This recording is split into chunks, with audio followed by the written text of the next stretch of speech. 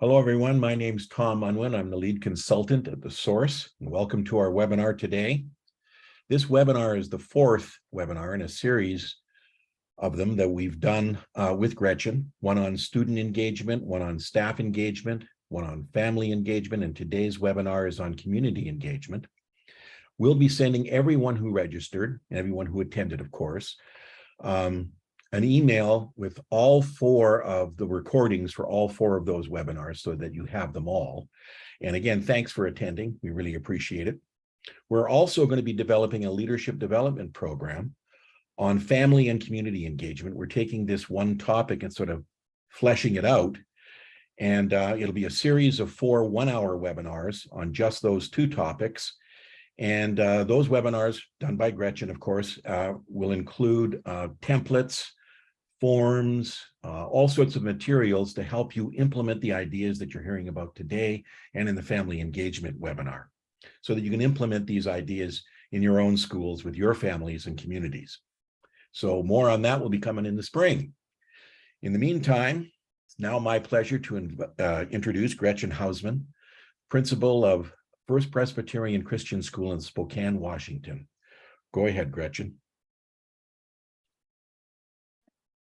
Good morning. Well, it's an honor to be here this morning, and I'm so excited to see so many faces and names this morning. And what I just love that Zoom can bring us as educators together from all over the country, and we can share our ideas, and so I'm excited to do that this morning. So let me get started here with sharing my screen. This always takes me a second. Okay. Oops.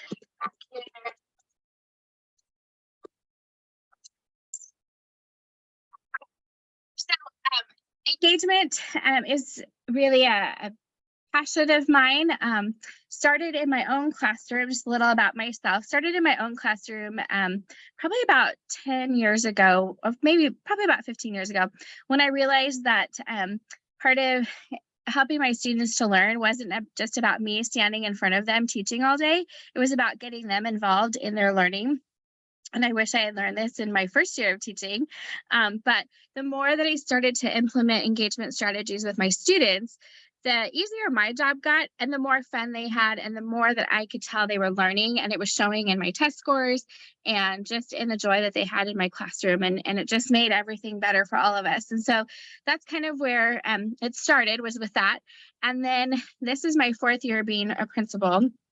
And so this is my 26th year in education, and I've done preschool, elementary, middle school.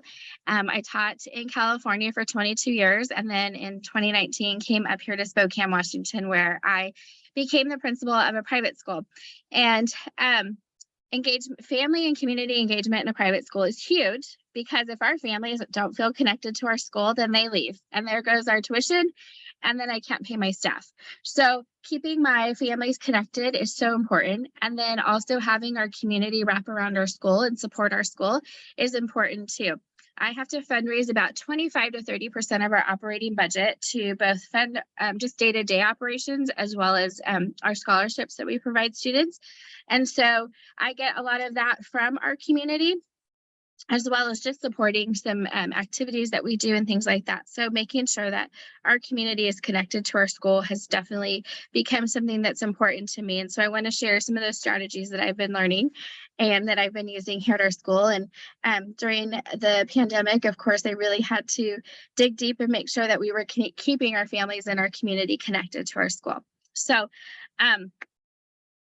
let's get started. Today's objective, we all know, of course, it takes a village to raise a child. And so how do we go about getting those villages, meaning our communities, to surround and support our schools? So today we're going to talk about some practical ways that you can get your communities to support your school.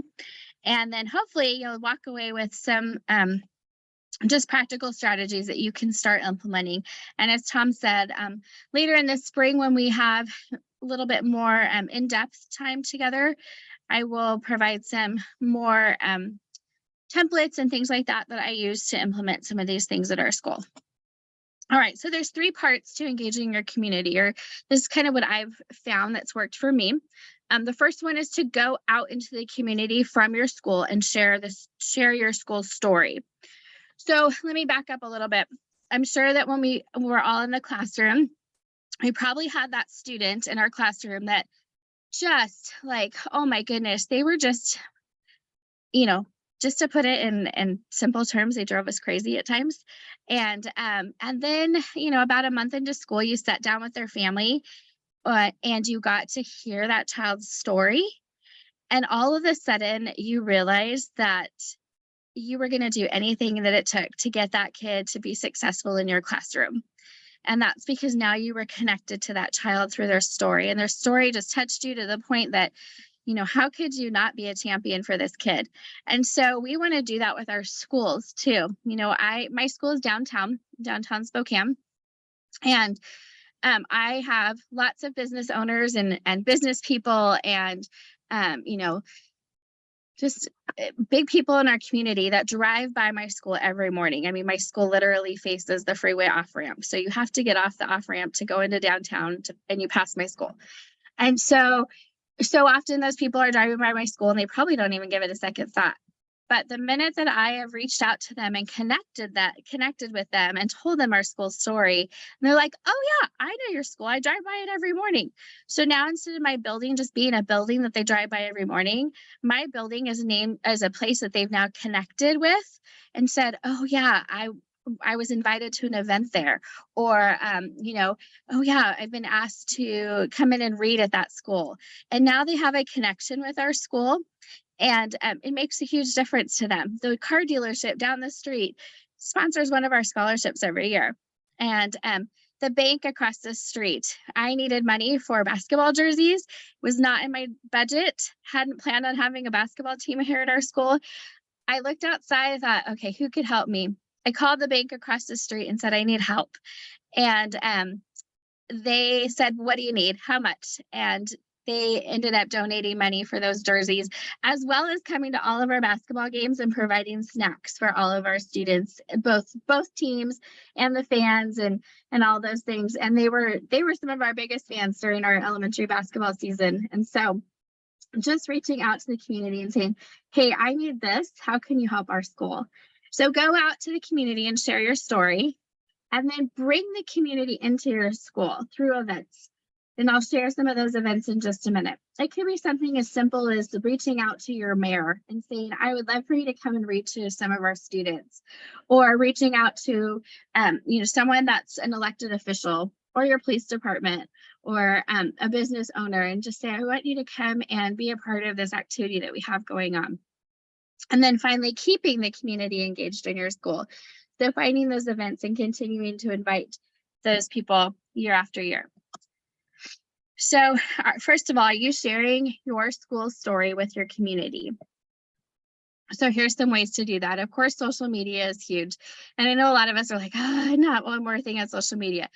But when I follow a lot of our school districts around here, and it's pretty cool to see the amazing things that they're doing, that had they not shared that on social media, I would have no idea what the school down the street was doing. And so it's really awesome to see that, and think, wow, that school's doing really cool things. And then news media. So every month I have an ad in a local paper, our local magazine here in town. About 4 times a year, we also write a story. Usually at the beginning of the year, it's getting your kid ready for school and some strategies that you can do. We usually write something about children's literacy and supporting your child at home. There's usually one towards the summer just about fun summer and engaging activities for your kid. And so that's just reminding people like, oh, there's some, and I have our staff write those. So our teachers are the ones that are writing those articles. And it always says where the teacher's from, and then parents are like, oh, that's my kid's teacher, and they make that connection. Newspaper, anytime we do a big event here, I try to invite our newspaper and our local news to come and check it out. Now, if they come, okay, that's fantastic. Sometimes they don't come, but just getting them to be here. Our children raised money once for the animal shelter, and we had a whole news crew here, and it was so cool. And the kids were just ecstatic that they got to be interviewed and share that with the community. We've also done some commercials where our children are talking about the things that they're doing in our school. So having information nights, inviting the community to come in and see what you're doing. Students speaking at public events, whether that be at a board meeting and your students going and speaking and sharing what they're doing in their classrooms, or other local events that are happening. Putting students' work on display in public places. Does your library have the opportunity for your school's artwork to be displayed? Your public library, not just your school library. We've got downtown an art gallery in one of our malls, and the high schools use that gallery to display some of their student work every few months. And it's pretty cool to see that.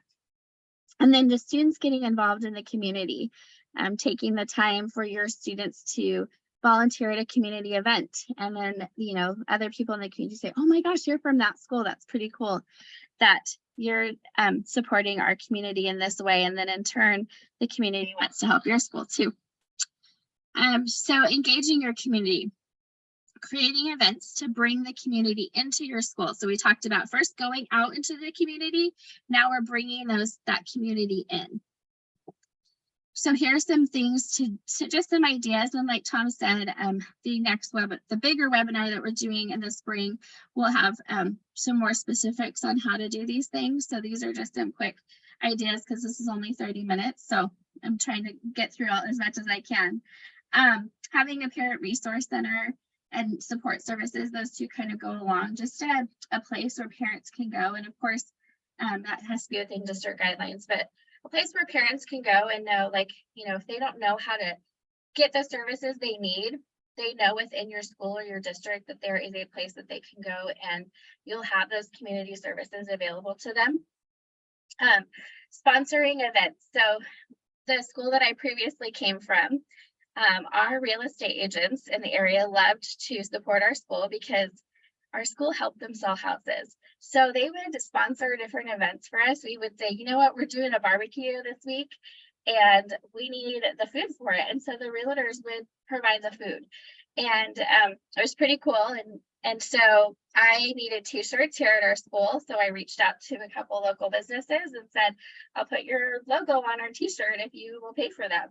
And I've had it done the last few years. So I did end up taking the funeral home off of our t-shirts because didn't have the best message. So anyways, but I've had some other pretty awesome businesses that have sponsored some different events.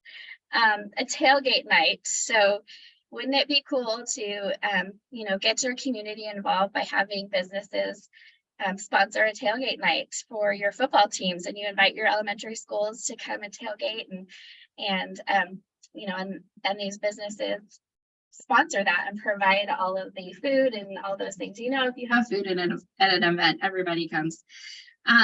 Workshops for parents that are put on by local organizations. So whether that be someone that's an expert in parenting or whatever it might be, just having workshops and usually you can get these speakers to come for free. A trades night. This was something actually at my daughter's high school recently, and they invited different businesses. So everything from excavating to plumbing to welding, all types of trades that you can imagine. And they set up in the parking lot at the high school, and kids got to go and speak with these business owners about their careers. Generally, these aren't careers that we highlight within our schools, but what a great opportunity. And my family came home from the night just so excited about some of the things that they got to see that evening and some things that we probably wouldn't even have talked about as a family as being possible careers. So, but now those businesses are all connected with the schools, and you can bet they're going to want to support those schools and support those kids that have that interest in those trades. Veteran recognition, of course, that always goes a long way. Inviting your community's veterans into your school for an event to honor them. And the Kids Expo, I'm going to talk about that in depth in just a couple of slides, so I'm going to hold off on that one. We spoke about reading to a classroom, so inviting your community members in to read to your students. We've got Read Across America Week coming up in a few weeks, so how heartwarming is it as a community leader to get a letter from a classroom with a personal invitation to come read to them. And then I talked about the news media and public officials and how we can invite them. And then, of course, career days. All right. So as you're thinking about engaging your community, first think, who's in your community? So like I walk outside and I look around at the businesses that are available. And then, doing a Google search or whatnot.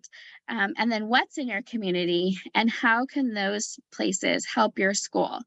Whether it be the car dealership down the street and maybe they donate a car that can be raffled off at the end of the year for students with perfect attendance. That was actually done in the high school district the district I used to be in, the high schools were separate from our district, and they, a couple of car dealerships actually would raffle off a car to students with perfect attendance. So, that's something that a business such as that could do. Or, like I said, the bank across the street and it sponsored my basketball team. So how can these different businesses and community members support us? So here's just some ideas of things that are people and organizations in your community. There's volunteer organizations, there's churches.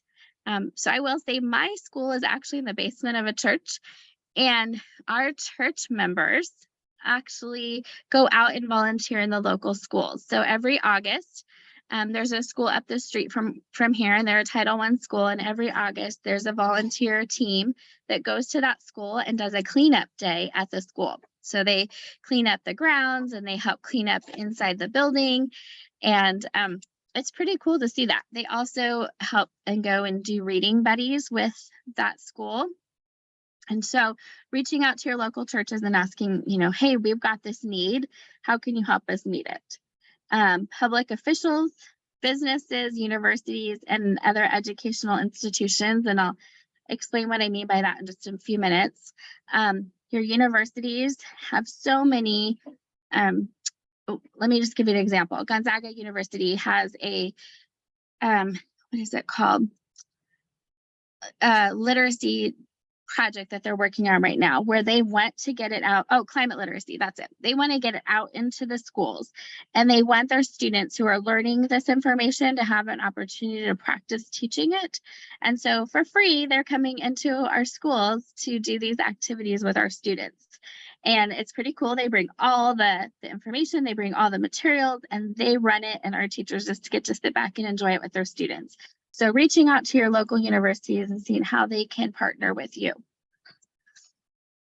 And then that key, keeping them engaged, giving them reasons to feel connected to your school. Maybe they get a school spirit shirt when they come in and do something with your school, and they can proudly wear that around their community. All right, so like I said, the local colleges, local businesses. Another great resource is retired community members. They are great volunteers and just full of talent. I actually have 2 retired teachers who came to me and said, we just want to read with some kids. Like, we miss it, but we don't want to commit to anything. We just want to, volunteer. And how blessed are those children that they get to have these teachers, retired teachers that are so full of knowledge, sit and work and read with them. All right, so there's some examples of businesses that I've reached out to, and I kind of shared some of those already, but let me get to the events. So this is a favorite, Parent Appreciation Morning, and my budget's pretty small for types of activities like this, so I reached out to Starbucks across the street. And let me go back a little bit. My students look at Starbucks every day through our playground. And so they beg for reasons to go on field trips over there. And I tell them, come up with a really good reason why we need to go to Starbucks. And so 2 years ago, they said, well, we want to know how we could get a job there. So this is my older kids. So I said, well, let me find out what we can do. So our students had to fill out job applications for Starbucks. And then they all took them over there.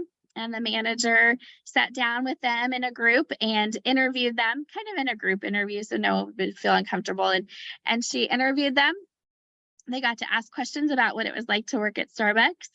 And now that Starbucks partners with us. And so for this event, I said, hey, I need some coffee for our Parent Appreciation Morning. And they said, no problem. And they provided us with the coffee. We've got the grocery store up the street. And I said, hey, we're showing appreciation to our parents this morning. And they said, sure, let me help you out with some donuts and treats. And so we had this really cool morning where parents drove through and we showed them how much we love them and how much we love them bringing their kids to our school. So pretty fun event there. And again, very low cost because I asked our community partners to help us. This is a really cool event that we just did in December, helping our children to understand the world around them and the cultural and celebrating our cultural differences is just a huge passion of mine. And so we partnered. Remember, I talked about the other educational organizations. So we have a language school for adults here in Spokane, and it provides free language learning to adults. And we have over 50 students in that school right now. So we partnered with them to present to our students in little table presentations how they celebrate holidays in their countries. And our students went around and they visited 9 different countries that morning and got to learn about just different holidays and celebrations around the world. And they had little passports right here that they got stamped at each table. And then, so that was partnering with that Barton Language School. And then I asked Feast World Kitchen, which is a restaurant near our school that employs chefs from all over the world. And we partnered with them that day to provide lunch to our students. And so our students had a lunch, an Afghan lunch, which was really yummy. So some Middle Eastern food, and which was amazing. They got to try some food that they definitely would not have tried otherwise. So that was a cool event. And now, you know, both the language school wants to do more. And so we're looking for other ways that they can partner with us. And then, you know, Feast is definitely now one of our big supporters. So another event that we've done is our family STEM nights. Usually when I do these, and again, I'll talk more about this in the later, the webinars that we're going to do in the spring, just how to put one of these together. But of course, our teachers are exhausted, and asking them to do one more thing might be the straw that broke the camel's back. So for these events, I reach out to our local universities, our local art communities, local businesses, science and health businesses, and ask them to what they could bring in that evening. And then they can usually set up, you know, 1 or 2 activities, and then we kind of fill in the rest. So Gonzaga's neuroscience department is pretty cool, and they'll bring like brains and these like neuron activities and some other stuff. And so reach out, like I said, to your local universities there. All right, so this is my favorite event that we've done in the last couple of years, and it stemmed from, I recognized that there was a need in our community for our students to be connected with businesses for them. This was following COVID. You know, kids weren't doing dance anymore, and they weren't doing all those extracurricular activities because it had all been shut down.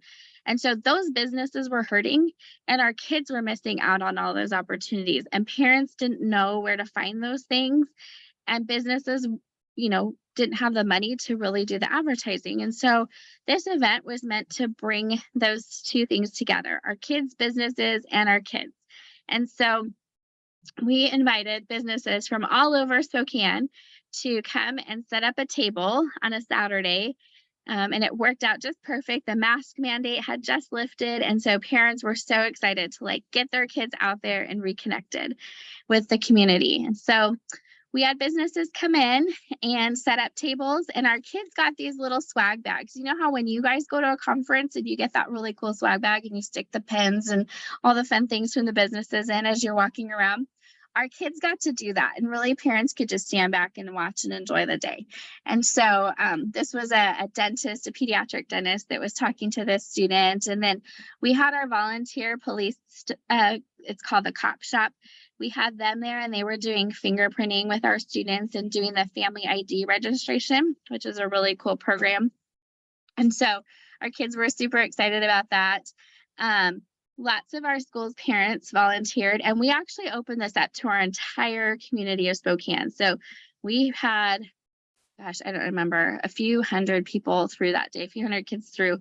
And we had like a Kona Ice come out, and he actually donated all the profits that day to our school. And We our personal school summer camp had a table so kids could sign up for that day. We had other sports camps that were happening last summer. We had them with tables. So it was pretty awesome. Parents were so excited. The businesses were so excited. And it really made that big connection between our students and our community. All right, and this is something new that I'm seeing pop up here in Spokane, and I'm not sure if your communities have this yet or not, but community closets where families can go, and usually they're sponsored by a business. The one that I have seen downtown here in Spokane is sponsored by a credit union, and the one that's in my own school district that I live in, I'm not sure who sponsors it, but basic clothing and school supplies are available. So if a kid needs some notebooks and crayons for school, they can walk in and get those things. Families can stop in and get what they need, and it helps to make sure that they're prepared for the coming school year, or the new season coming. If we're walking into winter and the family really needs those winter clothes, they know that they can go into that community closet and get that. All right, so that's about it. That's all that I have today for sharing with community connections. So I hope that something here today sparked your interest and could be something that you go on and implement within your own school. And if you have more questions, feel free to email me or reach out. And of course, Tom will provide more information coming up. And I will take any questions too. We have a few. Mylene says my volume is maybe decreasing. Hopefully you heard me through all of that. Any questions?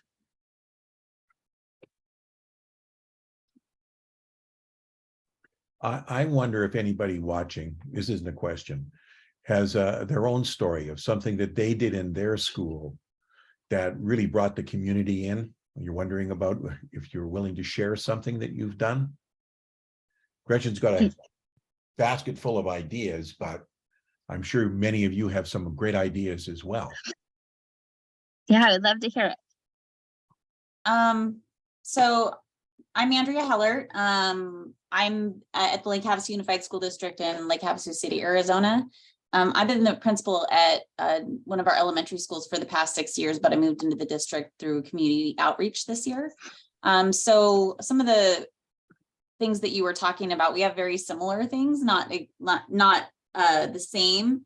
So some of the ideas that you gave were great for me to think about for suggestions for some of our schools. The tailgating thing seems fun. Like there's some certain things, but we have a lot of similarities. One of the things that we were able to do at the elementary school that I was principal at, the STEM opportunities are far and wide depending on the communities that you're in. I know that we have we provided a STEM expo. A lot of our parents want to see their kids, so the kids were able to take the standards and be able to implement projects at each of their grade levels. And then they did a major STEM expo. So the highlight was the STEM club did like the major project in the center, and all of the other grade levels had STEM projects. And then we did have, similarly to you, I think, people from the community, our ASU advisors came to talk and advise with the kids and then connect with them some of the local programs through ASU.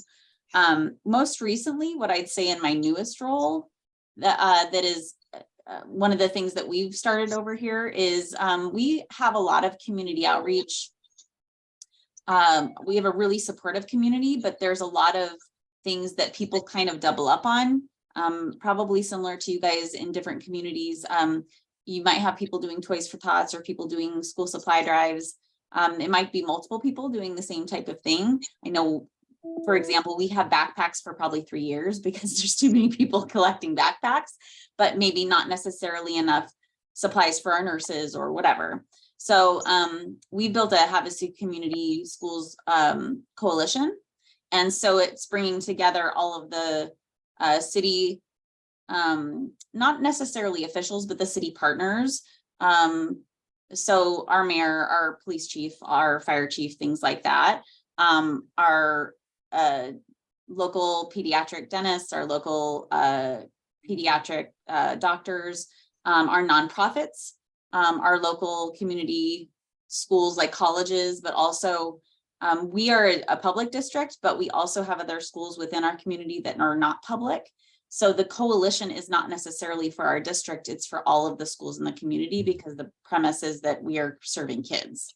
We're not just serving one district, we're serving all the kids in our community. So so that's been really helpful, because we've been able to provide additional connections for people who may be new to the community or developing a startup nonprofit that want to give back to the schools, but don't necessarily know how to make those appropriate connections. So that's been helpful to me in my new role. And I know it's been helpful to the other principals as I've kind of transitioned into a different role serving them now. So that was just one suggestion that I would potentially share.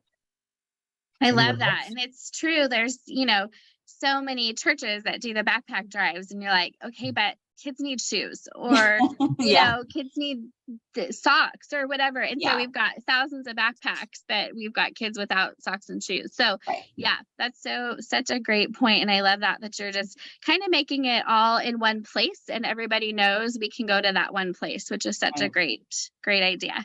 Yeah, of Thanks for sharing. course. Thank you. Any other great ideas out there?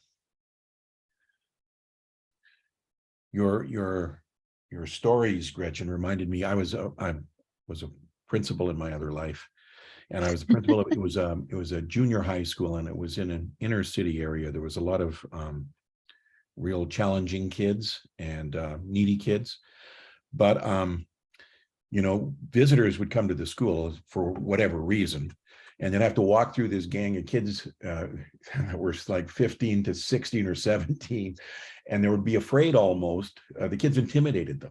And we got the idea of inviting people to come in. And we started with the real estate people, because like you said, Gretchen, the real estate people often have a vested interest in how well the schools are operating. And we bring them in while the kids were in class, and just before a period change. And during that time, myself and the vice principal would kind of brief them on what we were going to do. And we just walked around and visited classrooms. And there was neat stuff going in it. Now, this is a school where I wasn't embarrassed about any teacher. There was a range of teacher competence, but they were all show worthy. And we said to the teachers, if you want them to come in, leave your door open. If not, just close your door and we won't come in. Almost all of the teachers always open their doors.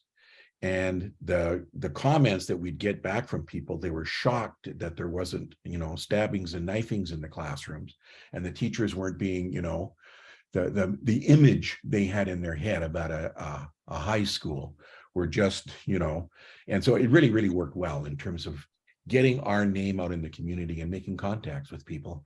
Later on, I worked on a community-wide project building a new school, and I used a lot of those connections, and I had some relationships built, and it was really useful for me. But that's just my little piece of something we did. So I know how great it can be when you start doing that and the impact that you can have. Yeah, it's, people build up this story about a school in their head because of where it's located, or who we think attends that school. And, my school is downtown.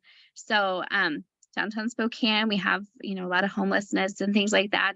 And so people kind of build up this negative story of what they think is happening. And then you bring them in and you show them, look at how amazing these kids are. Look at the great things they're doing here. And it breaks down those ideas that people have. And so I think that's so important that we show people what is going on in our schools and the great things that, forget those negative stories that you're hearing out there. And that's why, like, reaching out to your news media is so important, because, what does the news share? The negative, right? And so we break down that negativity by telling the news, come in and see the great stuff in here, and breaking down those stereotypes and things. And so, a lot of times when I bring families in for tours and stuff of our school, and they're like, wow, I had no idea, first of all, if the school was even in this building, and second, like, that a lot of times safety is a concern of families. And then they say, okay, yeah, safety is not an issue, like they see what we're doing. And so that's why it's so important to bring people in. Anyone else? We'll send everyone the recording of all 4 sessions. Thank you again for attending, and we'll be connecting with you about that program that we're developing. We'd love you to be there and have your input for that program as well. So thanks everyone for attending, and thank you, Gretchen. Wonderful as always. Thank you very much. Thanks all. Have a great week. Thank you. Bye-bye.